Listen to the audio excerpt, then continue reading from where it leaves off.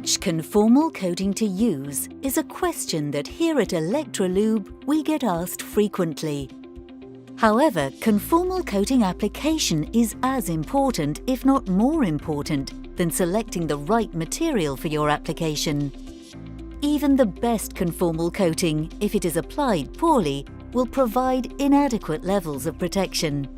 This is due to a number of factors: the thickness the coating is applied, the level of coverage achieved, and how well the coating sticks to the board and its components. It is important then to select the right application method for the coating selected. There are 5 methods used to apply conformal coatings: hand coating via brush, aerosol or atomized spray gun, or automated dip coating and selective coating machine. To avoid outside contaminants in any application method, we would usually advise cleaning the PCB before coating and ensuring your workspace is clean and well ventilated. Brush coating. As a general rule, Electrolube advises against using the brush coating method, as even with a skilled technician, there is a high potential to over-apply the coating. This being said, it can be a useful technique for repairing or touching up boards. Aerosol. Aerosol coating is one of the more cost-effective ways of application for small-scale production or prototyping. Most aerosols come ready to use and are designed to eliminate some of the potential problems that you may find with atomized spray guns. Application should always be in a well-ventilated area, but where outside contaminants can be kept to a minimum. We would advise a specialized spray booth where possible. Do not shake a coating can before use, as this can add bubbles to the mixture, which can be transferred to the board.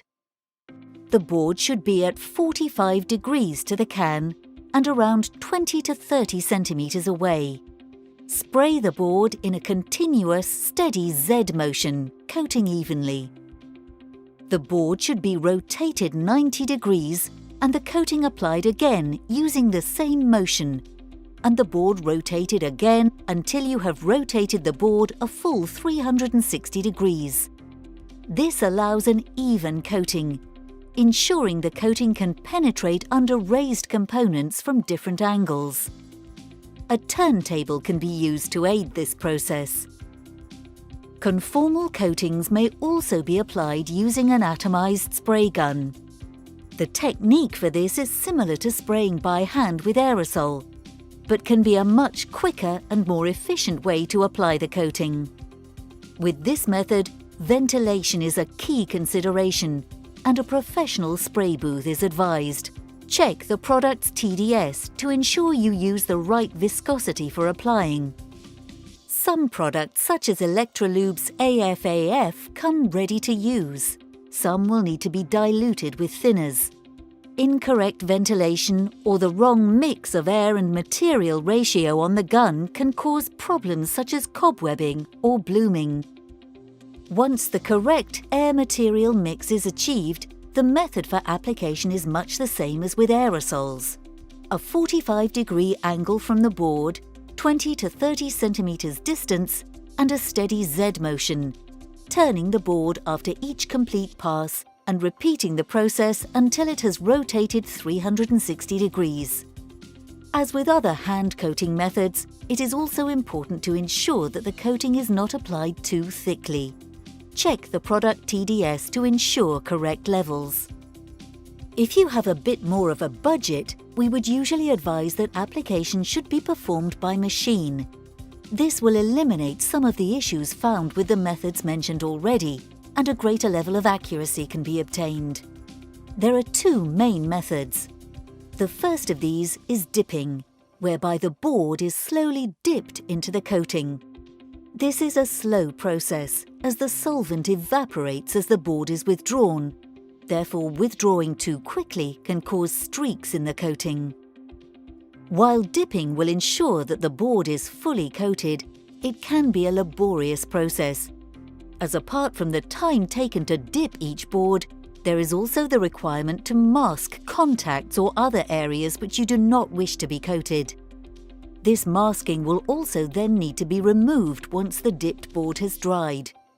This masking can only be used once, and therefore it is quite a wasteful technique and can add expense to the process, both in time spent masking and material costs. On top of this, solvent can evaporate from the dipping tank, meaning that additional thinners may need to be added.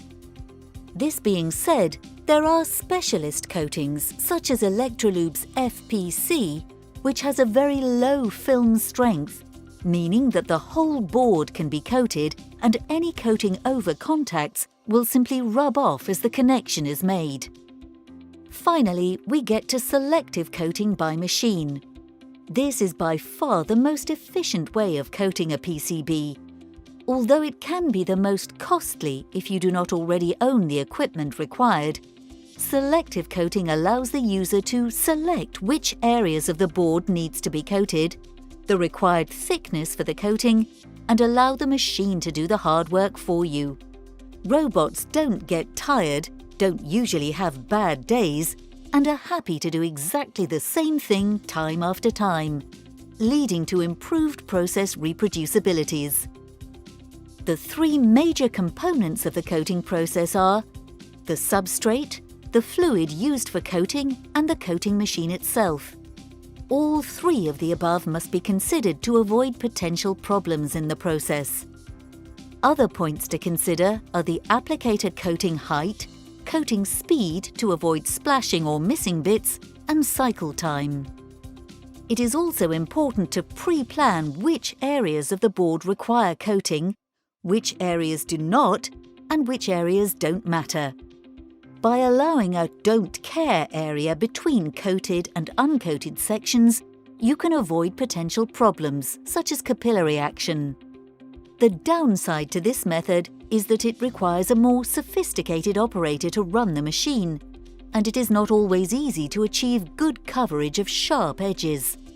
Programming can also be time-intensive and require machine downtime, which can limit the appeal of this method in low-volume, high-mix production environments. Overall, the choice of coating process depends upon what you are looking to achieve, the budget that you have available, and the type of material that you select. Just remember, how you apply the material is in many cases as important as the material you have selected in determining the reliability of your product.